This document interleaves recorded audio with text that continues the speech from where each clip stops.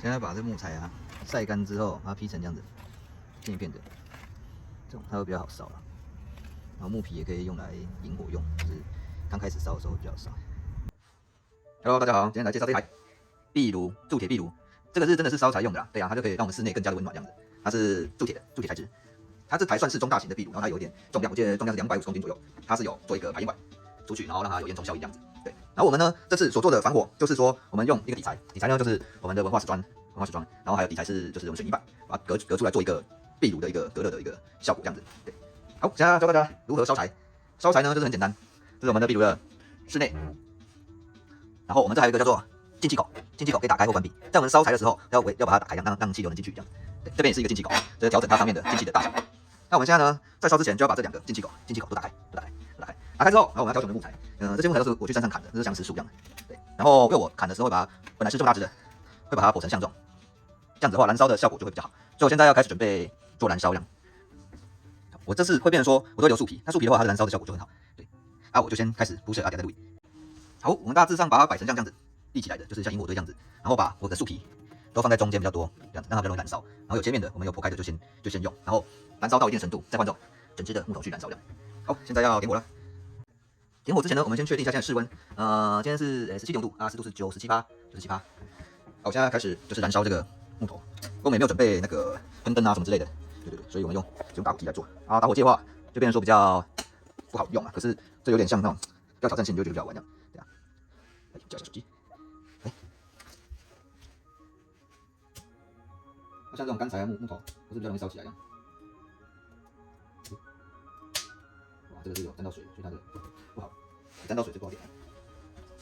没关系，我们还有一个那个秘方，如果今天柴比较湿一点，它变成说我们可以用火种，或用喷灯方式，我是有火种，用火种去做这样。这长效火种它是比一般火种强很多，是吧？火种就简单，把它点开，它像每次烤肉生火的时候一样，放下去就会有火苗。一样，我们把我们的树皮拿过去给它引燃。快点到吗？来点时间啊！我一样继续烧到看的木头，因为这个木头是放室外的，所以它的比较潮湿，就点不太起来，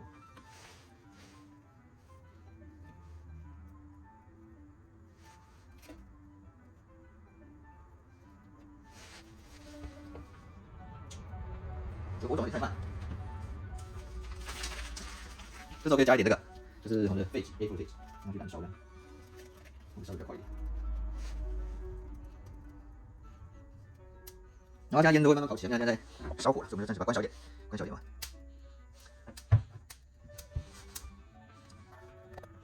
哇，火慢慢起来了。重点是这个进气口一定要开，好，要开。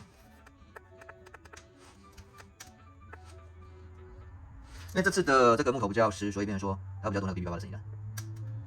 来，我们看一下我们这个铸铁炉，它现在上面的温度，上面大概只有这边到100度嘛，100度、150、200，现在应该大概只有10几度吧，20度。来，我们开始燃烧吧。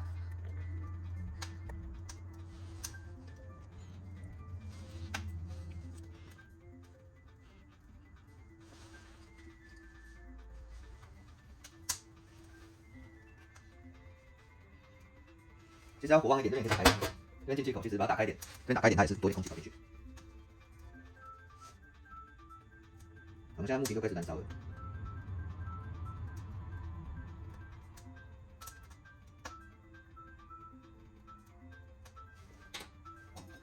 这温度很高，所以一定要用这个夹子。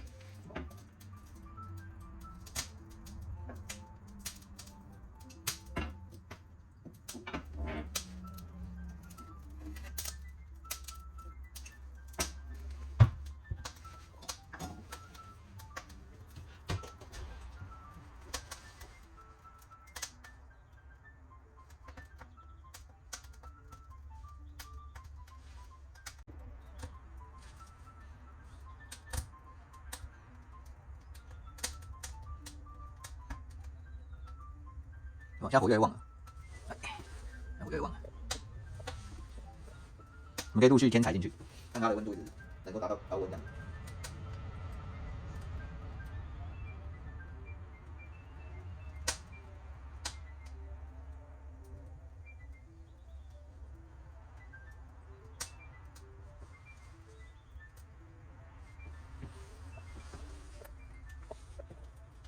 们现在添一点新的菜，也是一样添那种腐饭的，稍微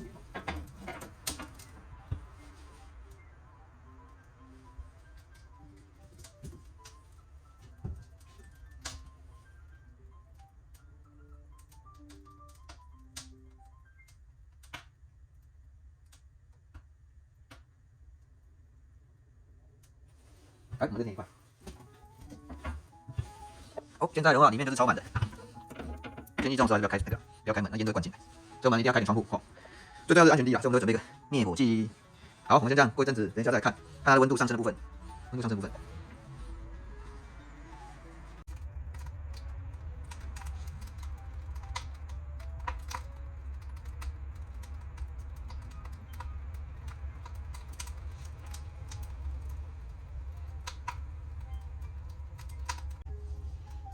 现在火超级旺的，有没有看到？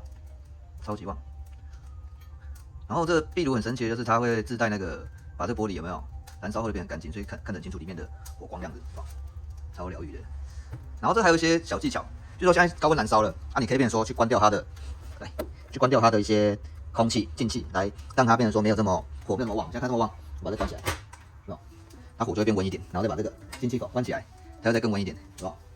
然后再把这个进气口关起来，有没有？它火会越来越温。啊，觉得这样还不够温，那我们还有一个就是关掉后面的排气的做法。来，我现在关掉，演示一下展示一下效果。它火瞬间的感觉就不一样，是吧？关掉，好，打开。那我们这个壁炉呢，还是开着比较好。因为关掉的话，它会从我们的进气口有没有烟会弹回来？对，我们还是把进气口部分打开，让它气流顺一点。对。哎，我们现在看温度已经到几度了？我们看到，现在已经到150度左右了，150度。而我们这台壁炉呢，要到个250度，就是表面温度到250度到300度，它整间的温度就会上来，会非常热。来看一下这温度计，它现在温度已经上来了，大概17度，现在已经19.4啊，它的湿度70%。这个已经燃烧大概是半小时的效果，啊，等它这个温度呢达到250度，它的效果会更好，我们现在让它完全燃烧，就进气，还有排气不遮挡。排气的话，它这里这个我们会做一个排气的遮挡，让它的火可以控制的比较温和一点。可是那是要等到250度之后会比较来的理想，对，来的理想。超疗愈的，对不对？啊，有些人他会在上面这个平台上面做这个，比如说一些烹煮啊什么之类的，野炊啊，爆玉米花啊这些等等。对啊，因为上面温度真的是很高的，已经是200度了，那水都一定会滚，没问题。要泡茶啊这样子。现在是熊熊烈火啊！站在这边，站在2公尺外面就感觉到它的热度。现在我们的热度呢，就是铸铁炉的热度已经快到300度了，这时候呢，我们就要把它的，就是火源控制小一点，不要这么大这样子。我们就可以把它这个排气出口关小一点，关小一点，控制它的那个排气的那个部分。我们进气呢都已经关掉了，这边往左，有没有？这个底下全部关起来，那这支火还是真的很旺啊。够了，现在已经攀升，温度已经攀升到22.5，湿度67度。对，这个铸铁炉它是怎么排出去的？这边的话，就是先挖一个孔，然后变成说让它做一个绝热这样子，来个套筒，那外面大概是13、14度左右吧。来，它这个的话。就刚才从这个套筒有没有？这个套筒这样出来，这个都可以打开，这个是清烟管的，它才会效率好，不会说烟囱会塞到这样子。对，然后就这样一直这样上去，呢，大概基本上都要有到400公分高度，它的烟囱效应会比较好。对啊，它上面还是会有点黑烟，虽然完全燃烧还是会黑烟。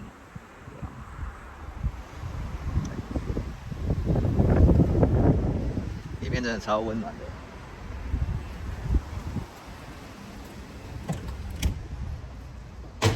有像以前在阿嬷家有没有烧热水的时代？不知道你们有没有经历过？对，来，现在温度已经到23.6，然后64的那个湿度。来，我们用这个测一下，它周遭的温度，烟管的温度376、380。非常热，它的台面也是300多度，哦，那非常热，火源地方我测不出来了，太热了。对啊，那周围呢，我们的隔热文化石的部分，哇，文化石也到100多度哎。那上面的烟管应该就会比较，我上面温管也有到300多度，100多度。那这边呢，文化石的耐热大概就是后面的热度在100多，啊，侧墙大概70、80。又有些人会用耐火砖啊，文化石的话就怕热胀冷缩时候会爆开这样。然后后面的热度大概接近200度左右。哇，这台面真的是超热，300多度。啊，上面的温度呢，80几。2楼已经有到30几度了。以上就是壁炉的功能哦，大概跟大家说明一下